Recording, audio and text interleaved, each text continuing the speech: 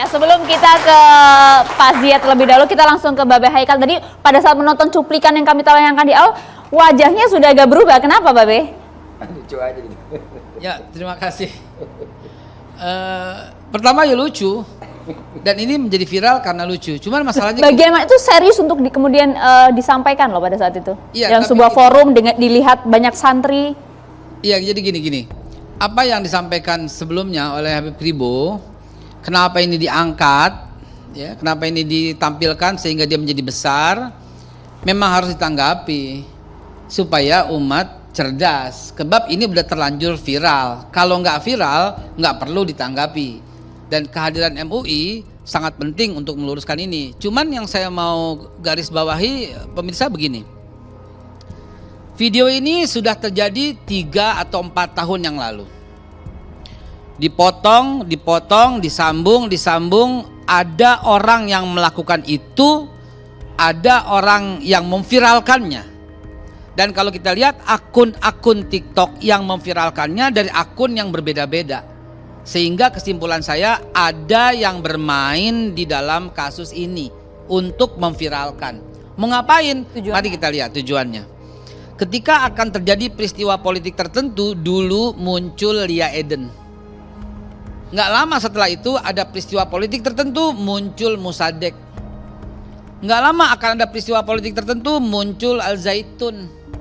Nggak lama peristiwa politik yang akan datang, yaitu pelantikan presiden terpilih Bapak Prabowo, muncul lagi yang kayak begini terus. Sebentar, maksud Anda artinya ini memang sengaja didesain untuk pengalihan isu? Siapa tahu bisa ada yang mengail di tempat kerusuhan atau di kekeruhan ini. Harus ada data dong. Ya, kan kita lihat, kan barusan saya cerita datanya di belakang udah ada. Dan ini kan prediksi ke depan. Selalu saja ada fenomena-fenomena seperti ini. Kalau saya melihatnya, ada someone yang bermain. Kalau enggak ini enggak viral, percaya deh. Mari kita keluarkan akun-akun yang ikut memviralkan. Ayo kita bedah, ya. Jadi kesimpulan saya, ini memang harus segera diambil tindakan. Dan kalau saya perhatikan dari konstruksi hukum, ini orang pintar juga, susah dijerat. Kenapa? Karena dia mengalami pengalaman pribadi, akan terbentur kita dengan kebebasan berpendapat. Selama yang saya lihat dia belum ada mencela Al-Quran. Kan salah satu kriteria sesat kan seperti itu. Belum ada mencela Nabi Muhammad. Dan 2 ini yang paling vital, yang langsung mendapat 10 kriteria yang diungkapkan oleh kriteria MUI. Jadi kalau balik lagi, kalau saya bilang sih, kuatkan pendidikan anak kita. Agar orang-orang yang seperti ini tidak punya tempat begitu loh. Akan lewat tuh TikTok. Tapi kan Babe mengatakan ada orang ketiga yang sengaja dalam tanda kutip operasi intelijen untuk membuat keriuhan di tengah ketenangan pasca Pilpres, Be. Udah riuh ini di sosial media. Karena dia mendominasi TikTok, mendominasi Facebook, Twitter, Instagram ya. Dia mendominasi. Selalu lewat dalam TikTok. Yang mau ditutup isu apa, Be, sebenarnya, Be? Ada isu apa, ada polemik apa yang terjadi sehingga munculin Mama Gufron supaya yang lainnya tenggelam? Banyak dong. Masa kita nggak mau terkait diluaskan dengan politik. Juga kita seperti Habib Ribo bilang tadi, nggak usah dimasukkan ke dalam ranah agama. Ini ranah lelucon. Kita harus serahkan kepada MUI. MUI segera putuskan ini orang seperti apa statusnya sehingga anak-anak kita nggak terjerat, gitu loh.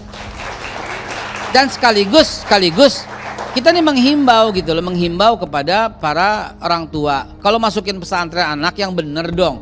Jangan cuman gratisan dong. Anaknya mau jadi apa? Mau ahli fikih? Ada Gus Baha. Mau orang yang adem lembut, ada pesantrennya AA Gim gitu kan. Mau apa lagi? Lengkap kita, mau yang menerapkan sunnah secara saklak begitu kan, ada Ustadz Khalid Basalamah, yang ada siapa lagi gitu. Banyak guru-guru, ada mau ahli Quran, ada Ustadz Adi Hidayat. Mau ngapain juga Mama Gufron gitu loh. Jadi kalau saya mengambil kesimpulan, dan terima kasih catatan demokrasi yang tadinya saya bilang ngapain ngangkat dia, ternyata setelah saya pelajari ini udah viral dan orang akhirnya ngikut-ngikutan. Di Indonesia apa sih yang jualan yang nggak laku? Lihat perempuan tidur sama malaikat Jibril, ada pengikutnya, iya kan? Ada pengikutnya gitu. Lihat Nabi baru dengan membawa ajaran baru, ada pengikutnya. Abis ini yang viral apa? Aliran apa? Seks bebas. Yang sudah mulai viral. Habis ini akan tertutup dengan itu. Dan lihat prediksi saya, selalu ada setiap bulan sampai dengan pelantikan. Selalu ada setiap bulan. Habis ini seks bebas, sebuah yang ada contohnya lagi dalam TikTok. Tapi proyeksi Babe Haikal bisa tahu persis ini. Nah, Belum itu menjahit dia. udah bisa tahu persis nih, Be. Kayaknya ada bisikan orang dalam nih Babe. Nggak suka nggak begitu ya. Artinya gini, saya kan pengamati, saya mengamati terus ini nggak bener nih kayak begini nih. Ya, ini kita lagi rame memberantas judi online. Itu hilang tuh dengan dia gitu. Kita lagi rame memberantas korupsi yang udah mulai masuk ke dalam jajaran yang udah masuk. Hilang tuh begitu aja. Banyak kasus-kasus yang tertutupi oleh kasus ini. Termasuk salah satunya ini. Artinya Termasuk nih ini. Mas Ade harus komentar. Betul tidak sih bahwa kasus ini ternyata memang sengaja diangkat by design? Kalau Anda melihat secara komunikasi seperti apa? Ya, mungkin Babe Haikal punya informasi lain yang saya nggak tahu. Jadi kalau dibilang bahwa mungkin ada pihak-pihak tertentu yang berusaha menggiring opini publik, ya mungkin saja kan. Dalam hidup ini ya banyak sekali orang-orang yang melakukan itu.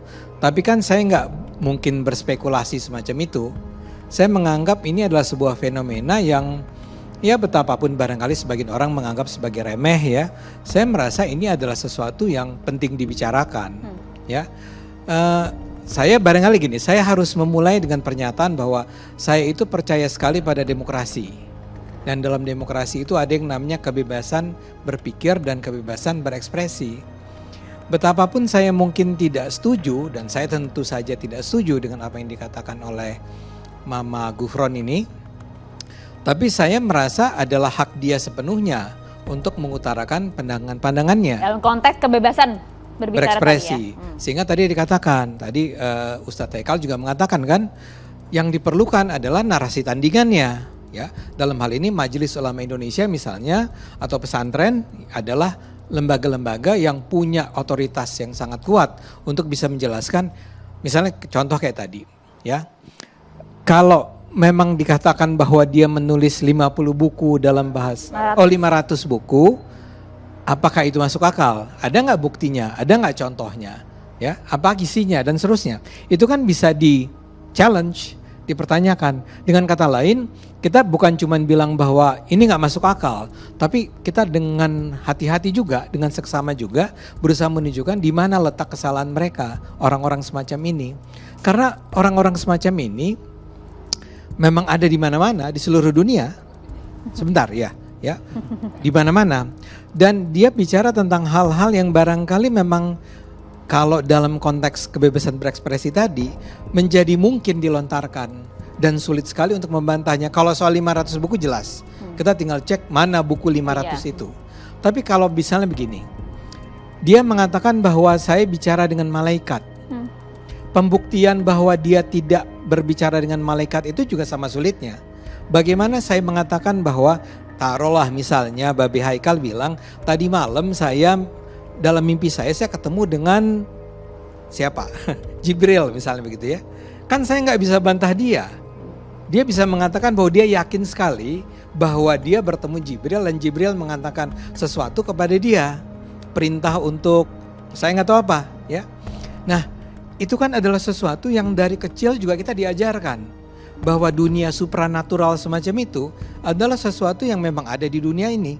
Bahkan saya sebagai muslim akan mengatakan ada begitu banyak ayat yang bicara tentang jin gitu ya. Jadi itu adalah sesuatu yang sangat sangat natural di dalam kehidupan orang-orang beragama.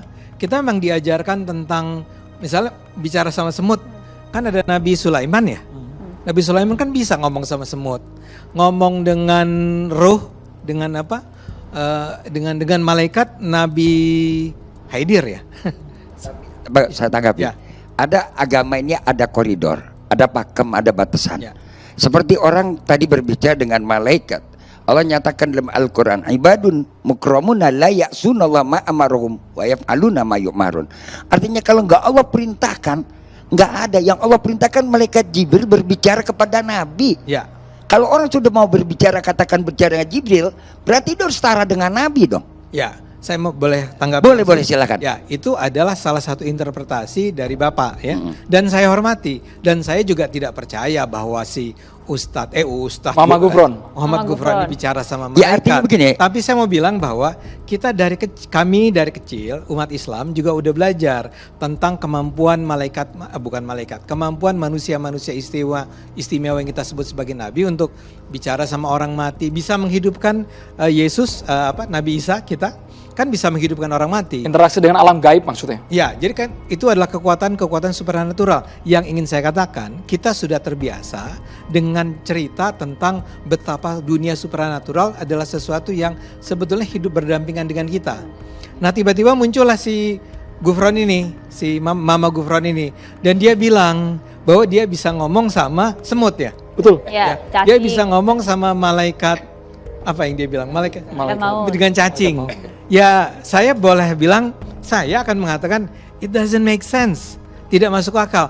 Tapi kalau dia betul-betul percaya bahwa itu bisa terjadi, itu hak dia juga. Dan kalau ada orang-orang Dan khawatirnya ada yang kemudian meyakini hal itu. dalam hal ini menjadi penting bagi kita untuk membiasakan diri untuk berdiskusi. Saya senang kalau misalnya kemudian ada ulama-ulama dari MUI yang memberikan narasi untuk men-challenge kelemahan-kelemahan yang dirasakan disampaikan oleh Mama Gufron.